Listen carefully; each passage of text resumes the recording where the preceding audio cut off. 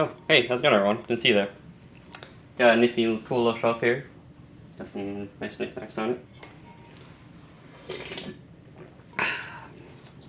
Now, I know what you're all thinking, you know. Oh my god, the sky is falling. Boxes are going through the floor. Sell, sell, sell, sell. But let's calm down here a little bit. Despite the TCG market across the board going through a little bit of turbulence right now, I believe Flesh and Blood will see massive player growth continue to rise, and long-term success for the game kind of seems like a no-brainer to me. Hey everyone, Steven from Golden Hour Games here. How's it going? I want to talk to you today about kind of why I think Flesh and Blood is going to just, continue to skyrocket, go to the moon, as some would say.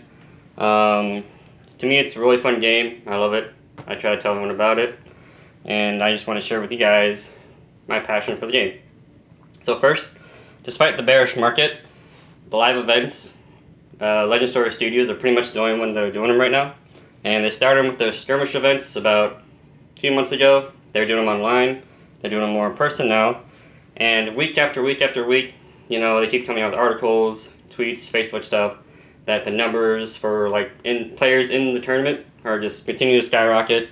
We're seeing multiple. I know one here at Man Immersion in Omaha had 55 players, 50 players I think, for the sealed event, which was honestly insane.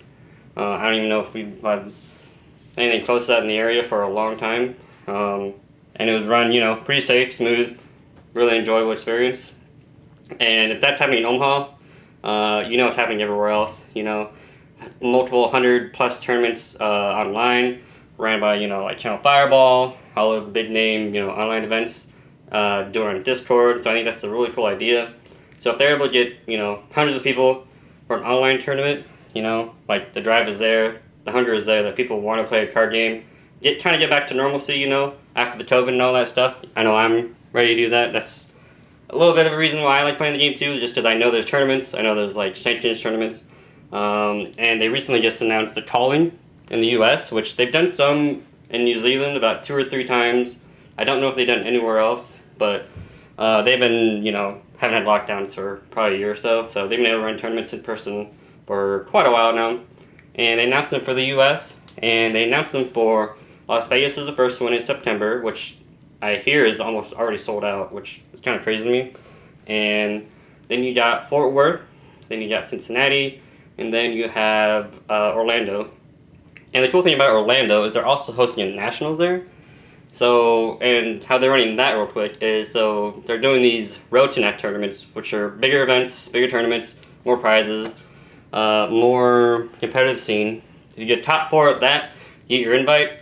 Or the other way you can get invite to Nationals is if you, and I don't know the cutoff, but you get XP for playing in tournaments, and there's a certain cutoff, you meet that threshold, you're in.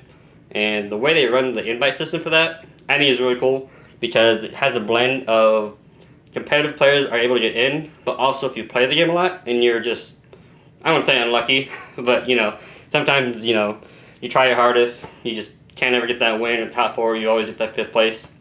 You're able to get in if you play a lot and you show that, you love the game. So I think having competitive players and people that love the game invited to Nationals every year, I think is a great system. And doesn't really give those, free early rounds of, someone just wanting to come hang out at Nationals, which isn't a bad thing, but, I think keeping Nationals more integrity competitively is kind of a cool thing for me.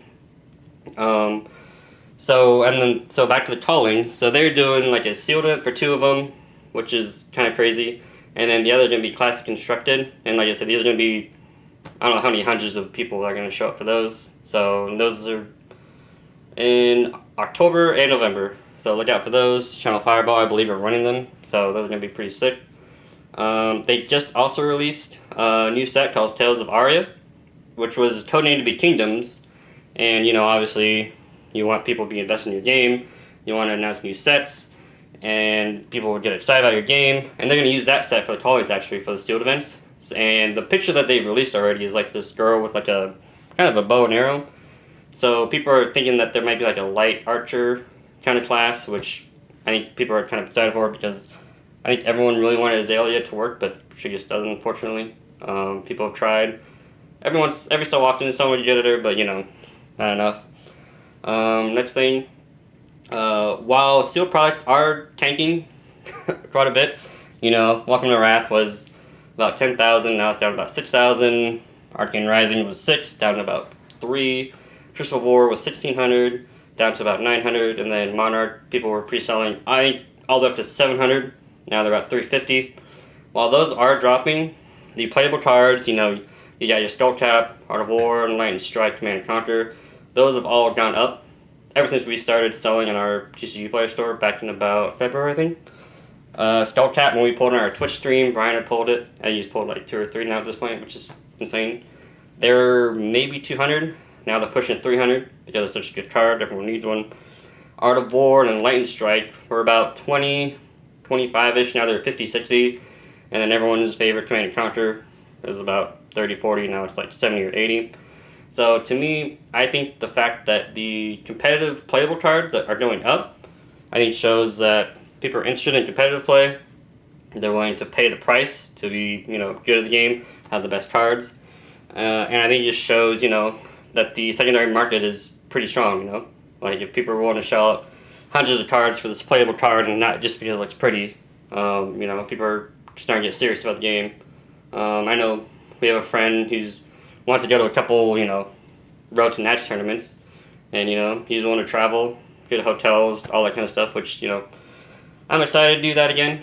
It's been a while since I've been in a regional, so going to these, road to Nats or even callings will be really fun. I'm really excited to go to one of them. The EV for Arcane Rising is also kind of insane just because there's so many good playable cards in that.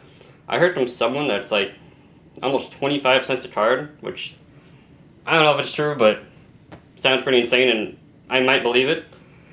I know our stores personally bought about 2 cases, and we haven't come anywhere close to losing our money.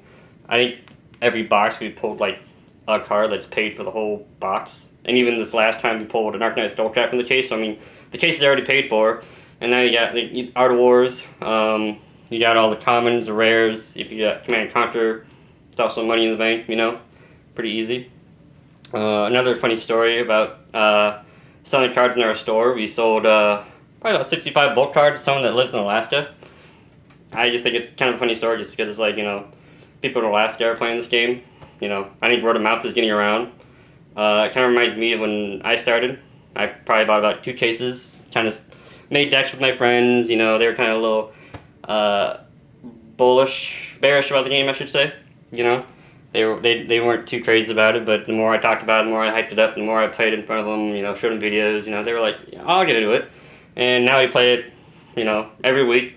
We try to go to the local tournament every week, have some fun, play tests, play all kinds of fun decks and stuff, and screw around with stuff. So I think word of mouth is definitely getting around with Flesh or Blood, especially with more big name distributors getting a hold of it, and just content YouTube creators getting a hold of it, playing it more, showing more of a spotlight on it, if you want to say. So I guess, kind of personally, why do I like Fab? I think the main thing for me is the resources for the game.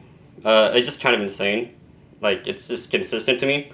I came from Pokemon where it's you kind of build up your deck, you attack energy, you accelerate stuff, and then you try to win through that way. Whereas Flesh and Blood, every card, you can use a resource. You start with all your equipment. You don't have to draw on your equipment and get better stuff. So you start at full power, and you chip away at each other slowly and slowly. And I think that's a really cool concept that a lot of other cards in you build up, whereas in Flesh or Blood you kind of build down, and it feels a lot more consistent, and there's kind of less dead drawing, and there's a lot less game being over turn 1, turn 2, aside from some crazy brute card or certain warrior decks, stuff like that. They can obviously pop off and it gets kind of tilting, but I think that's in every card game. I just don't think you can never get rid of that. The characters, I think people would just gravitate towards, like Overwatch, League of Legends, that kind of stuff.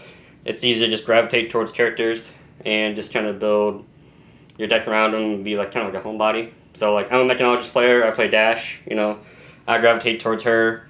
So every mechanologist card I think is super cool, and everything else get rid of give them someone else because I ain't playing that.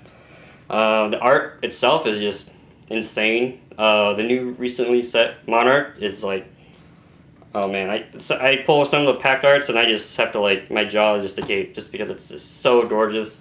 The light and the dark concept is like amazing. It's also more mature, which is kind of cool. They push the boundary on some of the cards, which I don't know how people might think, but I think it's kind of cool. I always like a little, edgy stuff in there to wet my whistle. And just the interactiveness of the game and the players. It's like one of my friends said it's like a war. If you ever know what that is with card games, you add up your numbers and you see the difference and whoever wins. So it's kind of a simple, I say, basic gameplay, but obviously with anything else, there's a steep learning curve. You get really good at it and really skilled at it. So that's kind of my personal reasons of Fab and why I like it and why I just try to push on everyone that I see just because I love the game so much. I think it's really fun. So yeah, in conclusion, I think prices were high, I'll admit. I think 10,000 for Alpha, at least for right now. 10,000 for Alpha, 6-7 for Arcane. They were reaching pretty high. So I think the drop right now is just them kind of leveling off. So I think right now they're low, but I think they're going to go up eventually. So I think we're in kind of a really big dip. I think it'll eventually go up. More people are going to get in the game. I think, with the callings, with the Nationals, Worlds even, I believe is, they want to do eventually. The game's just going to continue to rise. So I think those prices will definitely go up. Monarch for sure. I think it's like I said, $350 right now. I think it'll be, $400 or $500. And of course, these are boxes I'm talking about first ed, unlimited. I don't think anyone really know, but, they always say they want to print as much as they can, so I don't think unlimited will really get too crazy unless it, 10, 20 years down the road, but even then, everyone's going to keep talking about first ed. So yeah, that's why I think Flesh and Blood is just going to keep going, because I think the community is just growing and growing. I just see it in our area, people barely went to the game shop to play it, and now, you got 20, 30, 40 people showing up just to play a card game, So, yeah, those are my thoughts. See you later.